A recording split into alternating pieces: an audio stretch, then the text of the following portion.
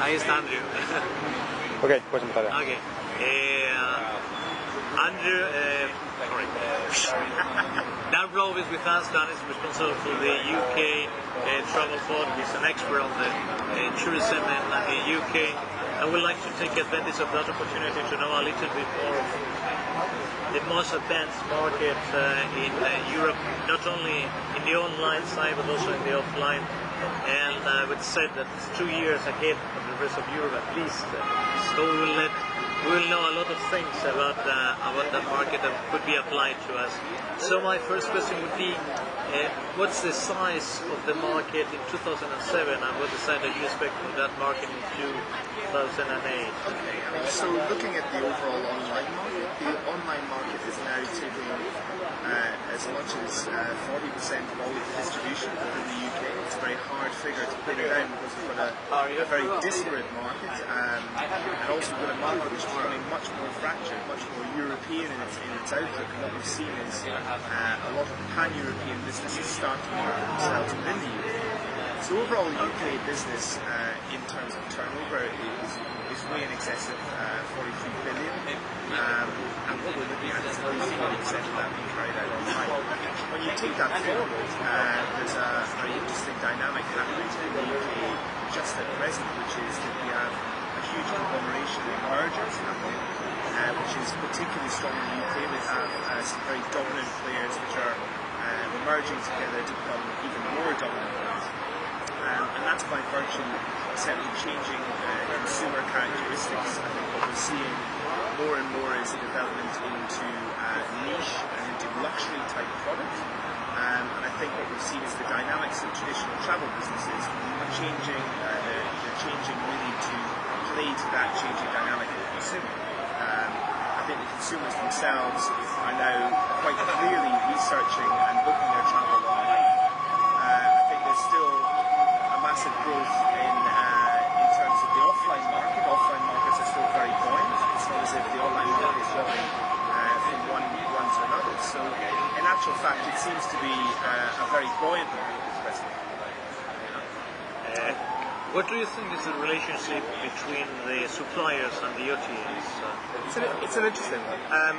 So what we've seen is probably very much like the rest of Europe. We've seen the suppliers trying to take charge and take control of their own distribution chains. Previously, the pure-playing online travel agents were the first to market, and therefore they gave a very adequate and a very strong distribution model for these traditional suppliers to bring their business online or to bring their product to an online consumer. What we've obviously seen is pressure on margins, and wherever there's pressure on margin, they look towards different changes in distribution and making that distribution become more direct and really cutting out any commissionable models. So while we would say that the online travel agents are still extremely strong within the market, particularly Expedia, lastminute.com, eBookers and Apodo, who very much dominate that one central piece. We've seen suppliers, more particularly in hotels and more particularly in car hire than any other markets, start to develop their own direct distribution channels, often facilitated through an immediate move online, looking to cut infrastructural costs such as call centres, and really looking to shave the margins where they can. Now that's also then been reflected within the airlines. I think British Airways were certainly the first to do it in a market where they cut all of their commissions to 2%, and now they're working to a 0% commission model in many cases.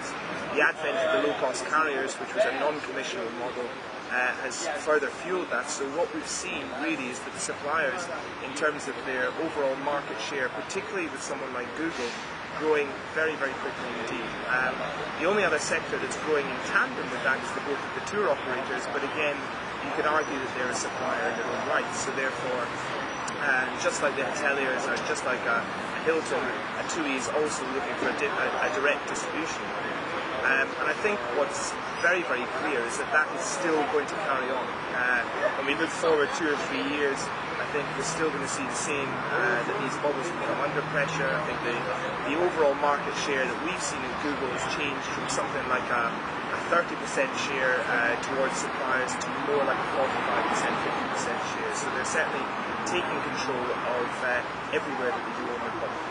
you have talked about tour operators. I think it's a really interesting point because UK is quite different from all the markets in Europe. Maybe it's considered not in Germany, but not the case in Spain and France, in which the tour operator is not leading the market.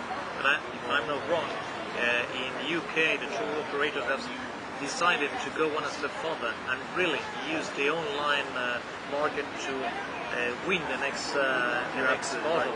So we'd like to know a little bit more what is the strategy that's lying behind that movement. So I think it's quite a conscious decision that the tour operators' product suite that they've had before has had limited appeal to, well, it's not had limited, it's had mass appeal, but what they've probably not capitalised on is the importance of being able to sell their own components. In the UK, just in very many other European markets, we have vertically integrated tour operators owning all areas of product interaction. Previously, they packaged all of this product together and sold as a package holiday. What we've seen is the fracturing of that package holiday largely down to the consumer looking for more choice, and the tour operators had to change quite dramatically. So they very much, previously I think they very much saw themselves competing within themselves, and now they're very much looking at Expedia as the kind of very modern model business that they're looking to move themselves into. So they're looking at fracturing their product into component sales. That in itself, they're also looking to control the distribution just like any other supplier. The travel agencies that they've had, the networks of agencies they've had, are probably finding it harder in terms of a loss of commission. We've had a change in legislation in the UK, which has been a dramatic change for us, which has allowed very small businesses to now become tour operators in their own right. So what you imagine is what was previously a very, very big industry dominated by 4 tour operators. Now we've got these very small niche tour operators capitalising on expertise, specialisms, and really concentrating on maybe one destination or one product type within travel. And because of that, I think the big tour operators have looked at it and thought, well, they are eroding our market share in one way, so where do we look for more market share ourselves? Well, we look to sell more components. They're looking to sell flight only, they're looking to establish bed banks in their own right. But package holidays are still very strong in the UK. I think there was a study done by ABTA recently, which is the travel agency body within the UK, which said that 90 million package holidays have been sold every year for the last 10 years, and they predict that that will continue. What's happened is that the changing consumer dynamic has meant that people are taking more holidays, they're taking different kinds of holidays for shorter durations, and that is really where the market share is equal. So even though TUI might say that they've sold the same number of package holidays, they're probably for less destination, or less durations rather. So even though the numbers are similar, their actual overall turnover will be less than. So they've really had their hand forced into looking at the models that the OTAs have established. Some of the tour operators are very, very advanced in their technology, particularly when it comes to search marketing. They make excellent use of things like Google Earth, Google Maps, TUI in particular, use Google Search Appliance, and they do all sorts of things. The other thing that we've seen is that within the UK we've seen regionalisation. The Scottish market, the Welsh market, the Irish markets have become very strong in their own right. So whereas previously you would have seen the British market as being one singular market, I think now what we're seeing is that fracturing and becoming very independent, which is very encouraging, I think, for all the players that work in these markets. So you were talking before about niche, not only as a pro, but also now as an outgoing market. Do you think that in the near future, or even in the present, we have to consider or reconsider segmentation as a niche strategy? Absolutely. Yeah, I mean, I think it's here already. I think it's happening. I think that already, you can look at the long tail, if you like, and we're very experienced in looking at the long tail within Google.